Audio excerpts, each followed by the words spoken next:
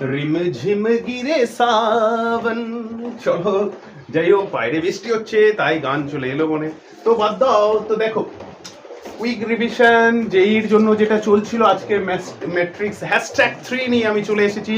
কারণ ম্যাট্রিক্স #1 2 যে যে ইম্পর্টেন্ট আইডিয়া, লাস্ট ইম্পর্টেন্ট যেটা বাকি আছে এই লেকচারে আমি ডিসকাস করবো, সেটা কি নন হোমোজিনিয়াস সিস্টেম অফ ইকুয়েশনে সলিউশন কি করে বুঝবেন, unique, no solution, no infinitely many solution. Just watch this video and I will discuss a shortcut tricks you can remember forever and ever. Believe me, trust me. ठीक है, तो चलो धरे नाओ এটা একটা non homogeneous system. First of all, how you will understand that the given system is non homogeneous. तो just you check that if I put x y z 0 0 0, क्या इक्वेशन सेटिस्फाई हो रहा है? नहीं, मतलब non homogeneous system of equation. ठीक है sir, मान लीजिए गिवन एक नॉन होमोजेनियस सिस्टम है, ठीक है। First find coefficient matrix. Coefficient matrix find कर लिए, तो कोएफिशिएंट मैट्रिक्स हो गया। क्या है कोएफिशिएंट मैट्रिक्स? मतलब एक्स वाई जेड की जो कोएफिशिएंट है आप लेकर एक कोएफिशिएंट मैट्रिक्स है, ठीक है। उसके बाद then you find the determinant of that matrix. Coefficient matrix से डिटरमिनेंट बेर करो, ভালো কথা বের করেছি। and you consider det a equals to del, okay, det a equals to del, ठीक। now what is del 1 del 2 del 3? del 1 del 2 del 3 क्या है? देखिए ये जो कांस्टेंट है ना राइट हैंड साइड में p q r, ठीक है सर। del 1 क्या है? जो कोएफिशिएंट मैट्रिक्स है था उसके फर्स्ट कॉलम में आप राइट हैंड में जो स्केलर वैल्यू है आप पुट कर दीजिए। P Q R first column में पुट कर ले del 1, P Q R second column में पुट कर ले del 2, P Q R third column में पुट कर ले del 3। सर ये तो ठीक है, चलिए क्विक रिवीजन हो रहा है इसलिए P Q R first column में del 1, P Q R second column में del 2, P Q R third column में del 3। क्लियर? चलो बस solution, we need the solution of this system of equation, ठीक है ना। तो देखो एक्स वाई जेड चाहिए, एक्स वाई जेड मतलब solution of this system of equation. तो কি করে আসে? x ইকুয়ালস টু আমরা জানি ক্যামার্স রুল থেকে আমরা এটা সলিউশন করতে পারি। x এর ভ্যালু কি হয়? del 1 বাই del, y এর value del 2 by del, z এর value del 3 by del। Sir we need the condition for unique solution, no solution, infinite solution. Just wait few minutes, बच्चों you will get the condition.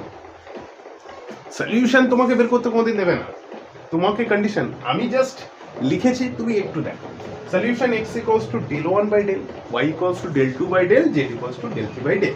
ওকে, এবার ভাবো, just you think, imagine del not equals to 0, del not equals to 0। তো ডিনোমিনেটরের প্রত্যেকটা যদি del not equals to 0 হয়, নিউমিনেটরে তুমি যা খুশি বসাও, তাহলে দেখো এক্স ওয়াই জেড এর ভ্যালু ইউনিক আসছে না একটা করে। মনে করো এক্স এর value 0, del not equals to 0, তার মানে এক্স এর ভ্যালু 0, ওয়াই এর ভ্যালু 1, ওয়াই এর তলায় del এর ভ্যালু যেটা আছে সেটা, তাহলে ধরো del এর ভ্যালু 2 হয়েছে, তাহলে এক্স এর ভ্যালু 0 হবে, ওয়াই এর ভ্যালু হাফ হবে, জেড এর ভ্যালু মনে করো del 3 এসছে 2, তাহলে 2/2 হচ্ছে 1 হবে। তার মানে ইউনিক পাচ্ছ। তো for unique solution you need del not equals to 0। हो जाएगा clear? forever and ever you never forget it, okay? তো দেখো তার মানে del not equals to 0 হলে ইউনিক সলিউশন কেন হয়, লজিক তোমাকে বলে দেওয়া হলো। ওকে, del not equals to 0 for a unique solution, okay, for a non homogeneous system of equation, okay? Clear? इसके बाद क्या है? ধরে নাও del 0, তা del 0 হলে কি হবে? either you get a no solution or infinitely many solution, unique solution तो हो गया। तो del not equals to 0 मतलब क्या है? मतलब तो यूनिक सॉल्यूशन हो गया। तो del equals to 0 হলে স্যার কি হবে? ভাবো del 0, তো del যদি 0 হয় কি হবে? হায় হায় স্যার ডেল জিরো আর del one del two del three কোনো একটা নট ইকুয়ালস টু জিরো, তাহলে কি হবে? ওপরে ধরো ডেল ওয়ান এর ভ্যালু 2, ডেল এর ভ্যালু 0, তো 2/0 sir undefined, never possible x এর ভ্যালু। কোনো একটা নট ইকুয়ালস টু 0 হলেই, আর তলারটা যদি 0 হয় তাহলে গন্ডগোল। মনে করো ওয়াই জেড 0, ভালো কথা, কিন্তু মনে করো extra not equals to 0, delta 0, undefined case, তো নো সলিউশন। তাহলে কি বলবো? ফর দ্য নো সলিউশন কি বললি আমরা? ওই জন্য দেখবে লেখা আছে del 0, del 1, del 2, del 3, one of them not equals to 0। দেখো বোঝা গেল? क्लियर বোঝা গেল? I think clear up to this. और कोई डाउट है तो please you can comment. Next মনে করো del 0, del 0, del 1, del 2, del 3 সব কটা 0, 0/0 indeterminate form, 0/0 indeterminate form, undefined indeterminate form যদি হয়, এরকম এক্স এর অনেক রকম ভ্যালু তুমি ফাইন্ড আউট করতে পারো। ভেবে দেখো, সাপোজ একটা কনসিডার করো এক্স ইকুয়ালস টু 0/0, তো 0 equals to x into 0, indeterminate হবে। তো এক্স ওয়াই এর যেটা তখন ইনফাইনাইটলি মেনি ভ্যালুস হয়, সেই জন্য ডেল 0, ডেল 1, ডেল 2, ডেল 3 সব কটা 0 চাই ফর ইনফাইনাইটলি মেনি সলিউশন। দেখো তাহলে প্রথমে কি দেখলাম? ডেল নট ইকুয়ালস টু 0 হলে unique solution.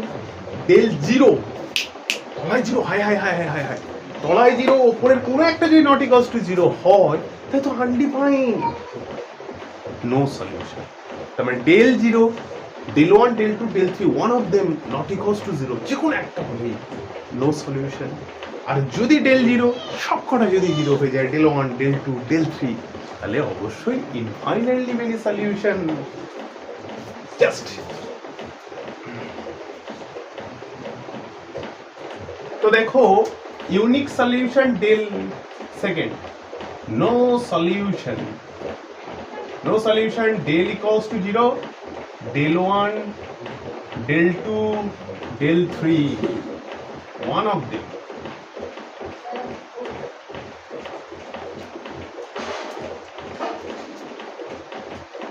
not equal to 0, one of them not equals to 0, তাহলে নো সলিউশন।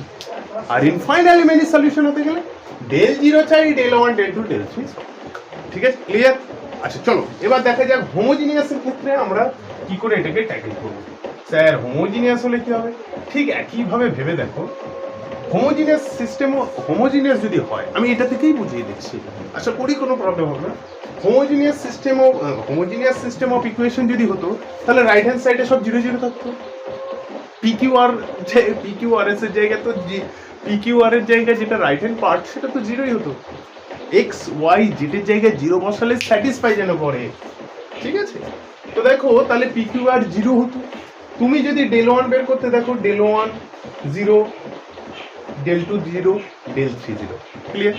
তাহলে ভেবে দেখো ডেল 1 0, ডেল 2 0, ডেল 3 0, তার মানে এক্স ওয়াই জেডের এইখানে সবগুলো ওপরের গুলো দেখো 0 এসছে। এবার ভাবো যদি ডেল নট ইকুয়ালস টু 0 হতো, তাহলে এক্স ওয়াই জেড এর ভ্যালু সব 0 না? সিস্টেম অফ হোমোজিনিয়াস ইকুয়েশনের ক্ষেত্রে তাহলে কি হতো? সিস্টেম অফ হোমোজিনিয়াস ইকুয়েশনের ক্ষেত্রে কি হতো? ডেল 1, ডেল 2, ডেল 3 দেখো সব 0 আসবে। এক্স এর ভ্যালু উপরে দেখো 0/del, 0/del, 0/del, ওকে? এবার মনে করো ডেল নট ইকুয়ালস টু 0, তাহলে দেখো সব 0 0 0। তার মানে সিস্টেম অফ হোমোজিনিয়াস ইকুয়েশনের ক্ষেত্রে যদি কোএফিশিয়েন্ট ম্যাট্রিক্সের ডিটারমিনেন্ট নট ইকুয়ালস টু 0 হয়, তাহলে always you will get the 0 solution, trivial solution 0 0 0। Non ট্রিভিয়ালের জন্য তাহলে কি হতে হবে? ইনফাইনাইটলি মেনি থাকবে। কখন? যদি ডেল 1, ডেল 2, ডেল 3 তো 0 আসছেই, ডেল যদি 0 হয়ে যায়, ওই জন্য দেখবে কন্ডিশন লেখা আছে ফর হোমোজিনিয়াস সিস্টেম অফ ইকুয়েশনের ক্ষেত্রে ডেল যদি 0 হয়, নন জিরো আর নন ট্রিভিয়াল সলিউশনের জন্য ডেল 0 হতে হবে। কেন? লজিকটা বুঝতে পারলে? ক্লিয়ার কি না? কারণ হোমোজিনিয়াস সিস্টেম অফ হোমোজিনিয়াসের ক্ষেত্রে ডেল 1, ডেল 2, ডেল 3 সবসময় 0, তাহলে ওপরে 0 এসে গেছে, তলায় যদি নট ইকুয়ালস টু 0 হয় তাহলে 0 0 ছাড়া আর কিছু আসছে। আর যদি তলায়ও জিরো হয় হয় হয় ইনডিটারমিনেট ফর্ম এক্স এর ইনফাইনাইটলি মেনি ভ্যালুস হতে পারে। তো সেই কারণে নন জিরো তখন সলিউশন তুমি পেতে পারো, জিরো ছাড়া অন্য সলিউশন পেতে পারো যদি ডেল জিরো। তো clear? I think up to this clear. If you have a problem, please you can comment me.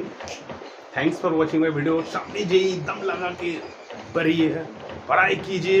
तो चलिए तब तक बने रहिए, जुड़े रहिए मेरे साथ। नेक्स्ट लेक्चर आ रहा है। Thanks for watching my video. Best of luck.